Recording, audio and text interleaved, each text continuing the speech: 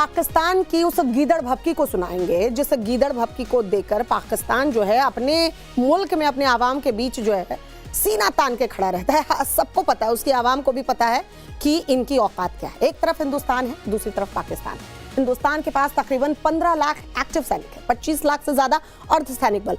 दूसरी तरफ पाकिस्तान के हालात को जरा समझिए, 6 लाख के करीब एक्टिव सैनिक, 5 लाख पैरामिलिट्री बल।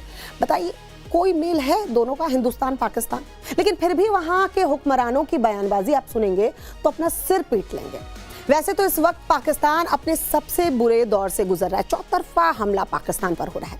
मुल्क कंगाली के काले बादल मुल्क के ऊपर मंडरा रहे हैं। IMF से भीख मांगकर इसका गुजारा चल रहा है। पाकिस्तान कई हिस्सों में टूटने की दहलीज पर खड़ा है, लेकिन हर तरफ से लुटने पिटने के बावजूद फील्ड मार्शल का एटीट्यूड माशाअल्लाह।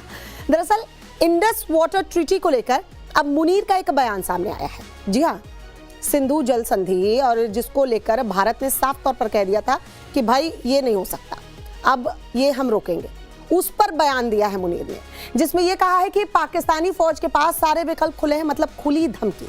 लेकिन इतनी हिम्मत आती कहां से है? अभी पिछले साल ही तो ऑपरेशन सिंदूर के दौरान बुरी तरह से पिटे थे। सच ही कहा गया है कि खिसियानी बिल्ली खंभा नीचे। बेचारे करे तो क्या करे, क्योंकि भारत ने पाकिस्तान के खिलाफ ऐसा हुक्म का इक्का चला है कि पाकिस्तान के पास डूब कर मरने के अलावा कोई चारा नहीं बचने वाला। अब पाकिस्तान के इसी संकट का हम विश्लेषण करेंगे, साथ ही आपको यह भी बताएंगे कि पाकिस्तान के कौन कौन से हुक्मरान प्यास से तिलमिला उठे हैं और उनका दिमाग खराब हो चुका है। लेकिन सबसे पहले बात भारत के उस हुक्म के इक्के की करते हैं जिसके बाद पाकिस्तान पर अब जल समाधि का खतरा मंडराने लगा है। जी हाँ, जल समाधि।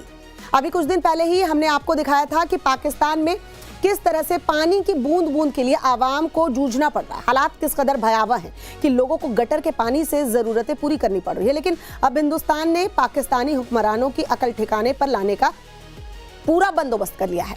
दरअसल भारत ने पाकिस्तान के खिलाफ अब वाटर स्ट्राइक शुरू की है। क्या है वाटर स्ट्राइक? अब पाकिस्तान प्यास से नहीं बल्कि डूब कर मरने वाला है। दरअसल पहाड़ी इलाकों में भारी बारिश के चलते भारत ने जम्मू कश्मीर के रियासी जिले में चिनाब नदी पर बने सलाल डैम के कई गेट खोल दिए हैं, जिससे अब पाकिस्तान के निचले हिस्सों में बाढ़ का खतरा मंडराने लगा है। अचानक से चिनाब का बढ़ता जलस्तर देखकर बेखबर हुक्मरानों की जान हलक में आ गई थी। पानी चाहिए था ना, लो पानी दिया है, लो जितना पानी चाहिए ले लो। अब जरा ये तस्वीर देखिए, मुल्क में आग लगी हुई है, लेकिन मुनीर के दिमाग में इस वक्त हिंदुस्तान ही चल रहा है। साल 1960 में पाकिस्तान के साथ हुई सिंधु जल संधि को स्थगित करने के भारत सरकार के ऐलान से पाकिस्तान जो है वो बिलबिलाया हुआ है।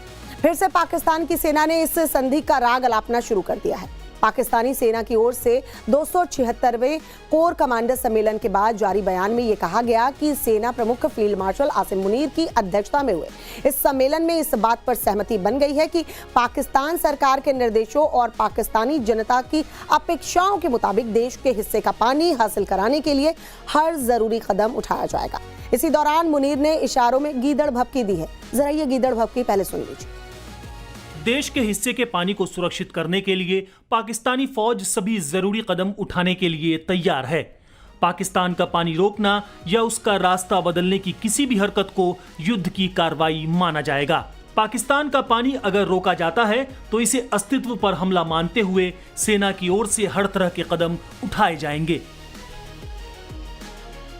अब देखिए, जब तक हम पाकिस्तान के हालात आपको बता रहे हैं, एक बड़ी खबर जो पाकिस्तान से आ रही है वो जरा जान लीजिए। पाकिस्तान के बलूचिस्तान से इस वक्त बड़ी खबर मिल रही है। ज़ियारत इलाके में पुलिस पोस्ट पर बहुत बड़ा अटैक हुआ है। TTP के हमलों में 9 पाकिस्तानी सैनिकों की मौत हुई है।